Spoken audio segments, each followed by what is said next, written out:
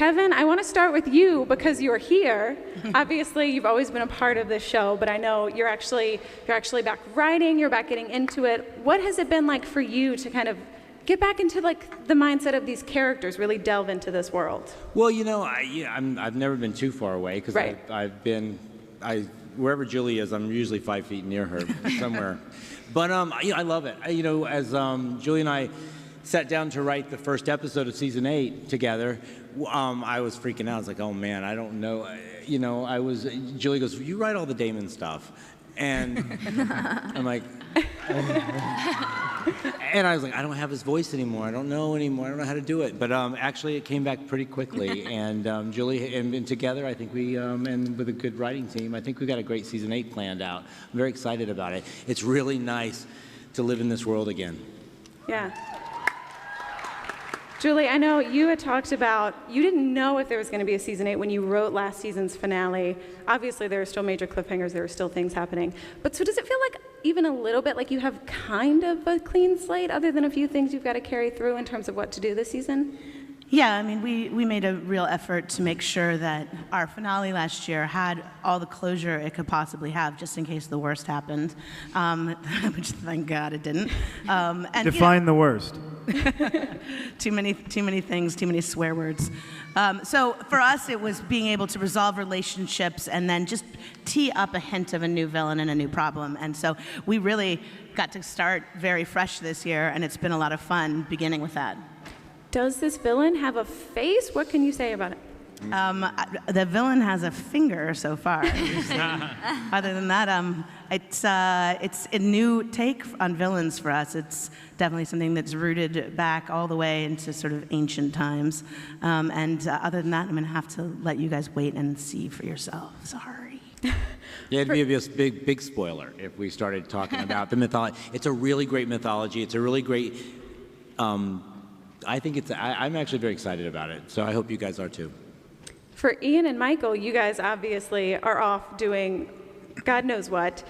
We've seen a lot of... You mean Enzo and Damon. Let's just clarify that. Yeah, well, that's also yeah. applicable to Ian and Michael. Let's just clarify. Enzo and Damon doing some gnarly shit. Shocking. Kevin's back.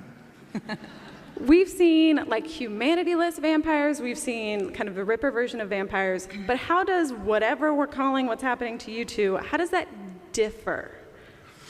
Well, there's kind of mysterious elements of almost mind control going on, which we haven't really come across before, and that's all we can really say on that department. But it's really, really interesting how it's playing out. I'm super stoked about this season. We've read up to like 4 episodes so far of the cast, and it's ripping.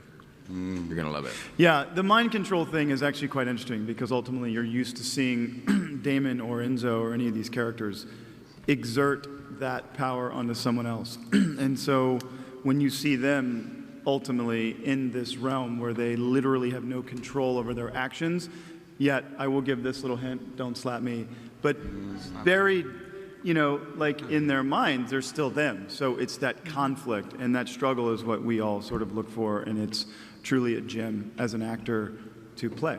Glimmers of humanity, so to speak. Kat, how is Bonnie coping with losing both of them and her magic? That's a great question. That's like losing your purse, your phone, your wallet, and your keys. The same, yeah. And your child, and your husband, and your, yes, that too. You know, a lot of last season was about the development of the relationship that Bonnie had with Enzo, and obviously Bonnie and Damon, and, you know, you see the crumbling in the season finale of her, and you know she also doesn't have her magic, so the thing that made her feel like herself and also her best friends are not there. So you start the new season and you see that, and it's going to be really exciting to see Bonnie's journey this season and to see where she's literally at ground zero. Yeah.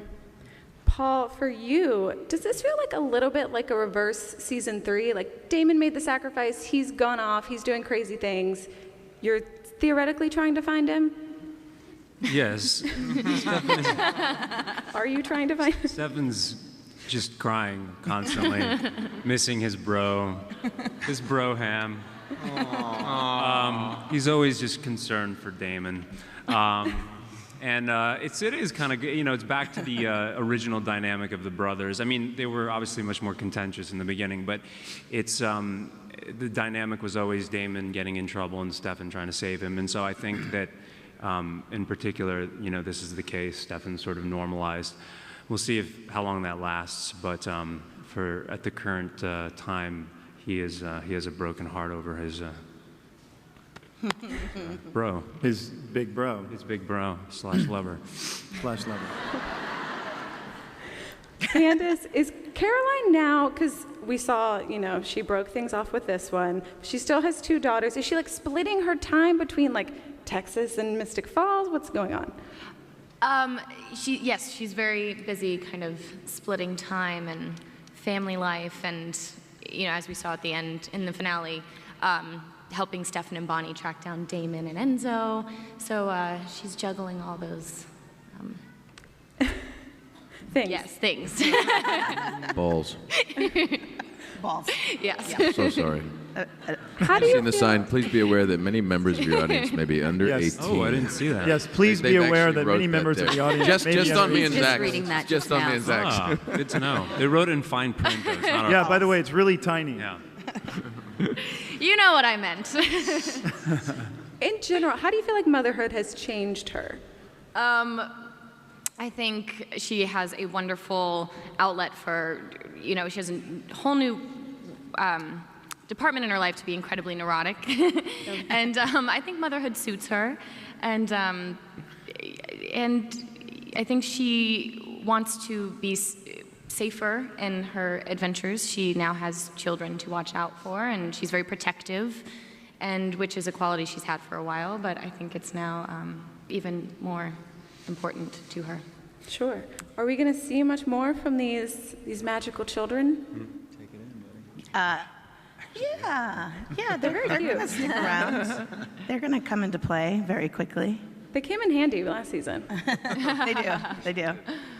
Okay, how is Alaric? Did you ever anticipate when you took this role that he would lose his wife and his girlfriend and the mother of his children? And that you'd be stuck in Atlanta for 8 years? No, I had no idea, and it's been a sad journey for Alaric, so I'm hoping he'll turn it around. We'll see. What about for Matt Davis? Yeah, there's a bit of like art imitating life. I'm trying to get out of it, so. What about for Matt Damon? Yeah, what's he been? That was Good question. Ask him. I was thinking he and Matt should start like a grief club. And That's true. Zach and I already have. okay, No, I'm good. Everything's good over here. no, but Zach, I do want to talk because Matt ended the season seemingly leaving town. What can you say about, is he back? Is he still hating vampires? Where is he at? Well, as much as I love these people, I think Matt finally had to make the decision to let go of that love. So Matt's out figuring out his own life finally for the first time. So more power to Matt. So are we going to see him off on his own life? No. Oh, He's just okay. talking about it. Yes, it's going to be very exciting. I'm driving a rad truck. I don't have a cop belt on this time, so I can sit in the seat comfortably. Oh, is that uncomfortable? Driving into Oh, the yeah. sunset, baby. He's doing craft services on a production filming in Atlanta. Zach's on a new- volunteered to grip and electric. I'm very curious in general for you, like Julie and Kevin, when you're crafting this season, how do you, when you're deciding like what you want your big bad to be, you can essentially do anything in a supernatural world, right? How do you kind of decide what you want it to do? Well, I can only speak to, like, if you look at the 8 seasons of the show, and you look at, well, first we have, the vampire comes in, Damon. I mean, first it's Stefan. Is he a vampire or not? I don't know, but I really love him. So she falls in love with him. Then comes the brother. He's bad. he's really evil, and so he's big and bad and awful, and he wants, you know, to get these vampires out of a tomb and save Catherine, and then wait, Damon's not so bad. It's Catherine. She's the bad. Now Catherine's bad, but is Catherine really bad? No, Catherine's not bad. Klaus is bad. Klaus is the really bad. But is Klaus really bad? No, he's a hybrid. He's the black sheep of the family. It's the original family that's bad, and it goes on, and you just keep, you know, you build your mythology, and that's what I like about this season, because we're at season 8. What could that mythology be? What has yet to happen in Mystic Falls? Well, you're about to find out. And we're all up here just trying not to spoil it, but there is this really great thing that's about to happen with, and there's this final bad, and we've got this sort of great season 8 plan. I think it's a very evil bad. When Julie pitched it to me, you know, from last year, and she said, here's where we want to go with the season, I was like, wow, that's pretty cool. And then I said, you know, and I was like, you know, I kind of knew a little bit about this mythology that they were sort of utilizing, and I thought it was such a clever, cool way to infuse Mystic Falls with this ultimate evil, and it's like a little cherry on top of the entire mythology of Mystic Falls, and that's what I love about it. And so anyway, I think Julie and the writers have done an awesome job with planning out this season, and that's why I don't know, I'm very excited about it. So there you have it. Did I answer the question? I don't even know if I Watching you dodge spoilers and that was fantastic. Yeah. You did that so well. Thank you. I do want to take it back just briefly for Paul and Ian. The scene in season 7 where the brothers have the phone call conversation, 7 years in the making, they finally hashed this out. For you all, was it more difficult that it was over the phone as opposed to in person? You couldn't see each other. Did you enjoy that aspect of it? You're talking about He's in the snowstorm? Yeah. I was in the motel room, right? No, you're in the snowstorm. No, you were in the Snow. snowstorm. Oh, this big Remember when I was in the snowstorm car? scene. Yeah, that was great. Yeah. That was a really, really well We were written. great. Julie directed the shit out of that episode. that's it was right. pretty incredible. That's right. And this guy was so dialed in. We loved that script so much. That script both was Ian incredible. and I. By the way, and mind you, well, What? you were outside in all that Oh, yeah. stuff, and the snow is fake, and you know the snow is fake, and yet you're still freezing. Yeah. It's a really bizarre thing. Psychologically, it does. And I had just come off of directing my episode, so I was a total wackadoodle. And then all of a sudden, the next day, I'm on set with Julie, and I'm reading behind the monitors. I have 2 earpieces on, and I'm working with Paul, reading the stuff.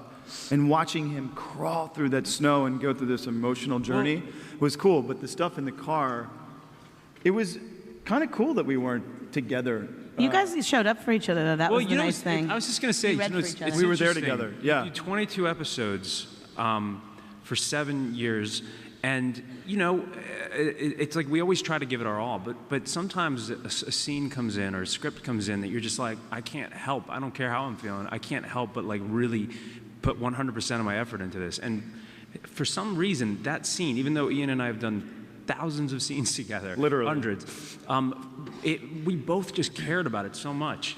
But it was a payoff for like, not, screw you guys, okay? It was a payoff for these brothers, I think. It was like a cool moment. And yeah, thanks for... Yeah, thanks for Hey, writing. Neil Reynolds wrote that. Yeah, and he Neil- nailed it. Yeah. Neil crushed it, yeah. Writers in the house. Yeah, Neil crushed it. Yeah, you were really good in that, bud. Oh, well, thanks. So were you. For Kat and Michael, you guys, your relationship was a beautiful part of last season, obviously. You got to play a lot of different sides of it, a lot of great scenes. What do you kind of enjoy most about this dynamic between these 2 characters? I love how beautifully intense both of these characters are. You know, we've seen them go kind of to the edge and back, and they both could be really good, and they both can be really evil, and they both have these incredibly redeeming qualities. And I love how passionate their relationship is. I think it's really sexy. Yes. Sexy. There you have it. What are you going to say about that, Malarkey? Giggity.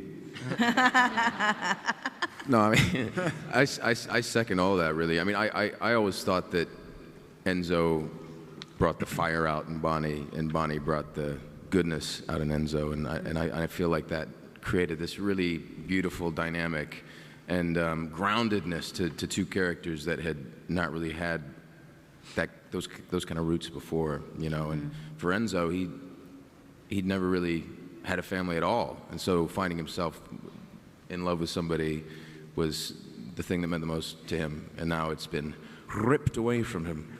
But we'll see how that all pans out. We have a lot of cool stuff coming up this season too, so Yeah, you guys would be happy. Like it.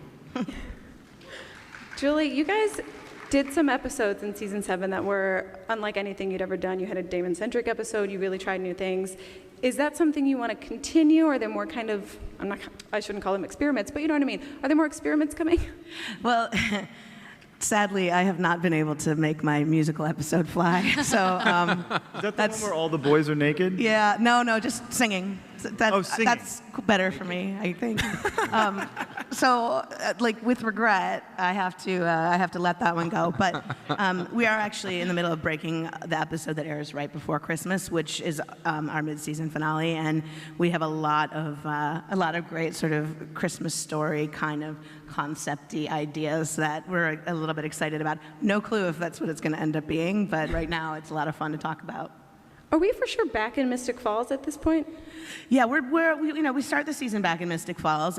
Damon and Enzo are not, so in that way we've got to kind of work to bring them back home into the fold, whether good or bad.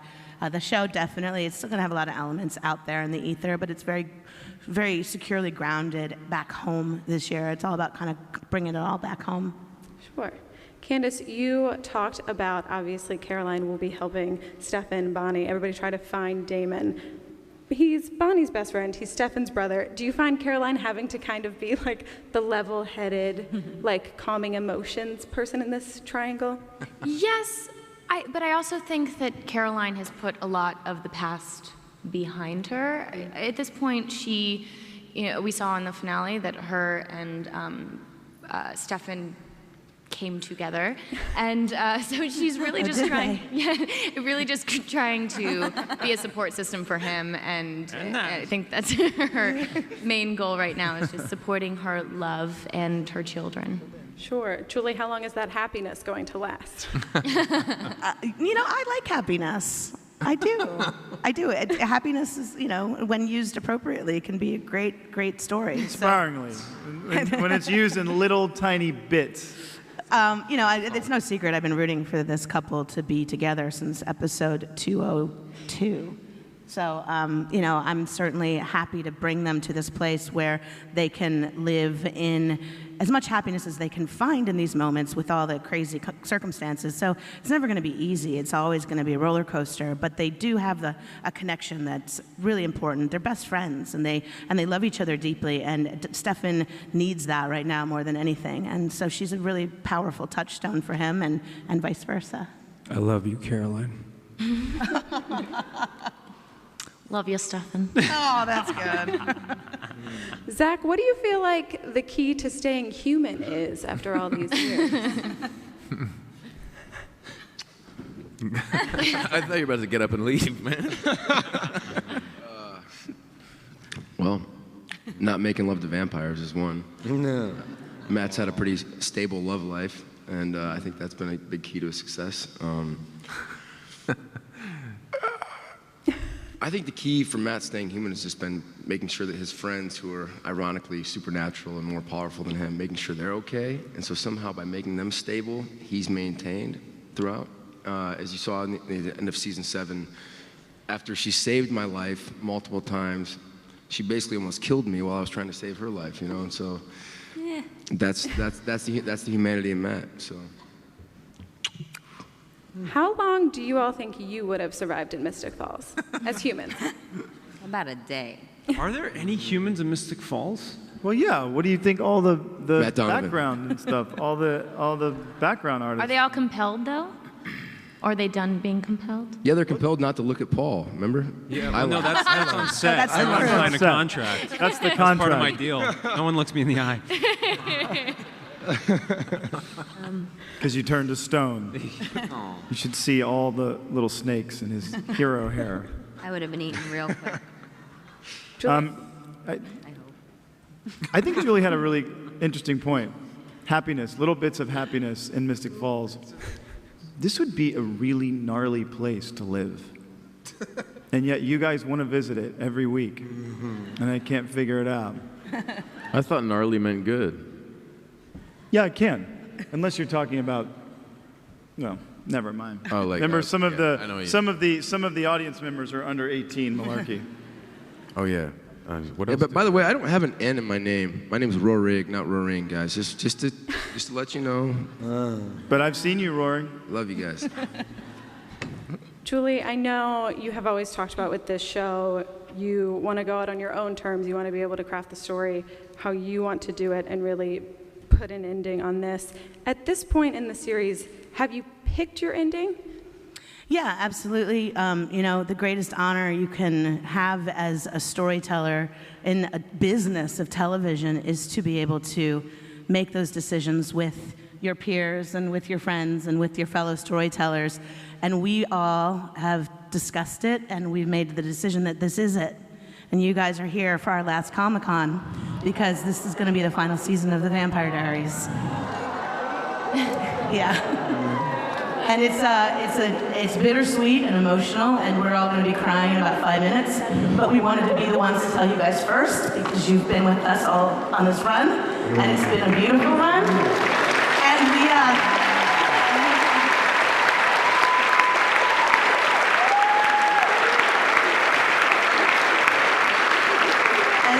and because we're so grateful to you and the fans all around the world, obviously, but the Comic-Con fans who are here with us before we even aired. You know, there's some of the people who were laughing through the screening because they thought they were there for a Michael Bay movie, and or like monster trucks or something, and you guys stuck with us, and you came out, and you've been with us so long. So we made you something, and you guys are the ones that get to see it here first. So we're gonna show it off. Thank you. Thank you. Thank you. We love you guys.